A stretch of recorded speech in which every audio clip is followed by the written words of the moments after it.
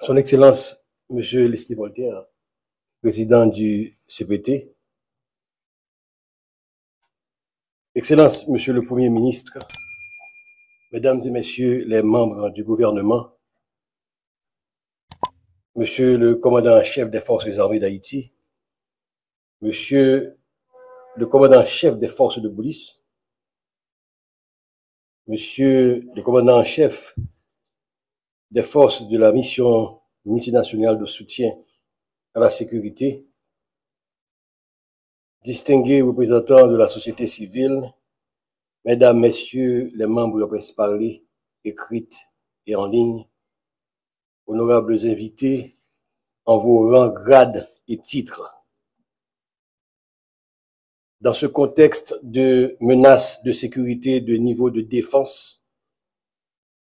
qui mettent en péril l'existence même de notre République, le bien-être et la survie de nos communautés, tant à Port-au-Prince que dans l'Artibonite,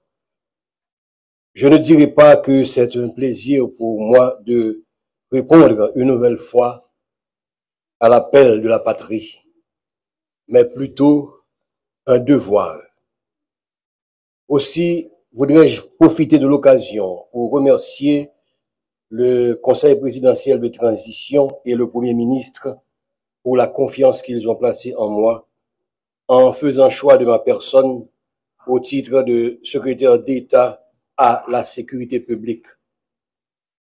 À un moment où le pays vient d'enregistrer pour l'année 2024 qui vient de s'écouler un nouveau triste record en matière de statistiques criminelles, soit 5601 homicides et 1494 cas de kidnapping.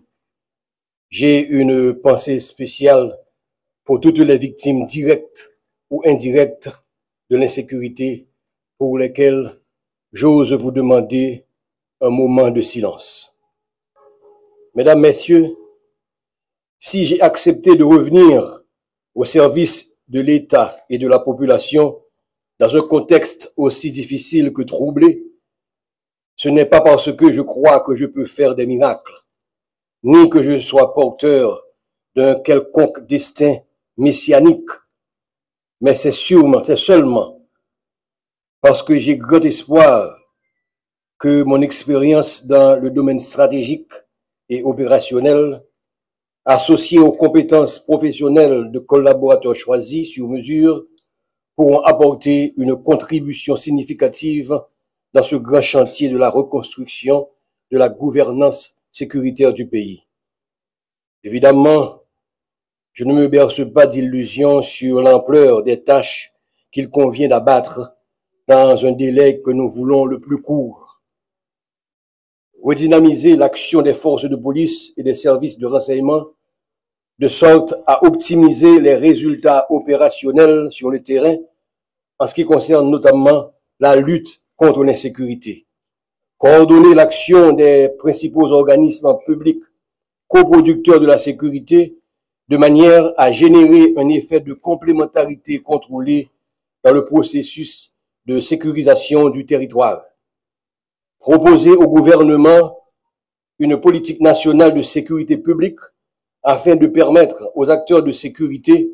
d'agir avec une plus grande proactivité et une plus grande capacité de ciblage des menaces de sécurité.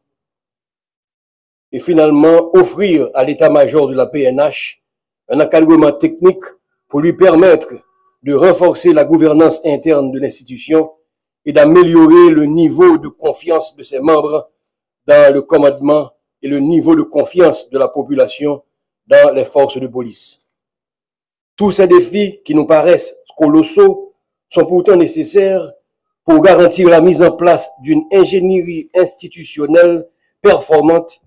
en même temps qu'il nous faudra aussi penser ou repenser les outils stratégiques qui nous permettront de mieux appréhender et mitiger les facteurs de risque du crime transnational organisé qui ne cesse de menacer notre sécurité intérieure.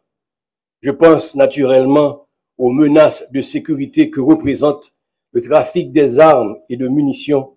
impliquant les frontières haïtiano-dominicaines et les ports de la Floride,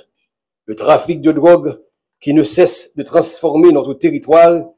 en un pays transit pour les cartels colombiens, la cybercriminalité qui attire sur notre sol même des acteurs criminels en provenance de l'Europe du Sud,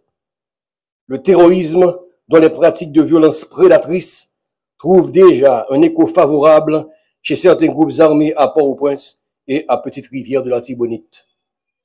Mesdames, Messieurs, s'il faut que je le rappelle, la fonction de la sécurité publique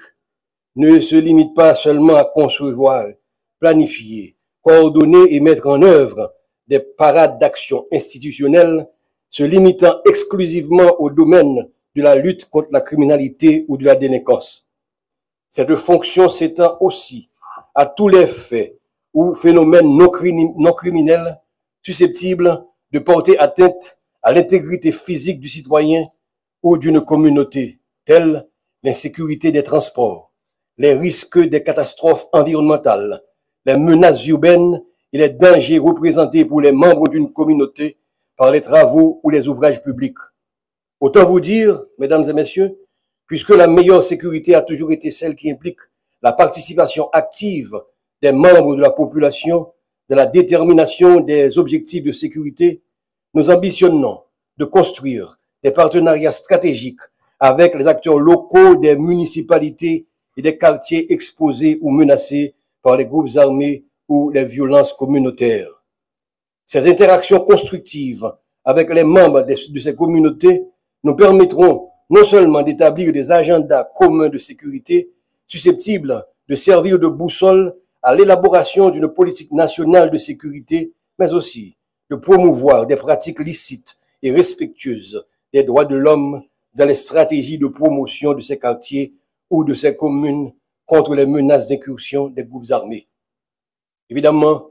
notre plan d'action ne pourra s'exécuter avec succès sans le concours et l'effort individuel et collectif des personnels de la Secrétaire d'État à la sécurité publique, que nous saluons ici le courage et invitons déjà à une franche collaboration et au travail. Mesdames et messieurs, Haïti est au fond du gouffre. L'heure est grave et les attentes sont grandes. Nous sommes à un carrefour où nous devons nous résoudre à boucler le cycle de tous nos sentiments vécus et entretenus aux dépens du moi national crucifié par nos ambitions et nourri des compétences voulues. C'est le moment des sacrifices.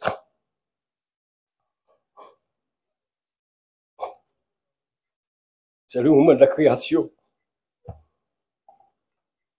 C'est le moment de la transcendance. À ce prix seulement, nous réussirons à sortir notre pays du gouffre et à le replacer dans le concert des nations.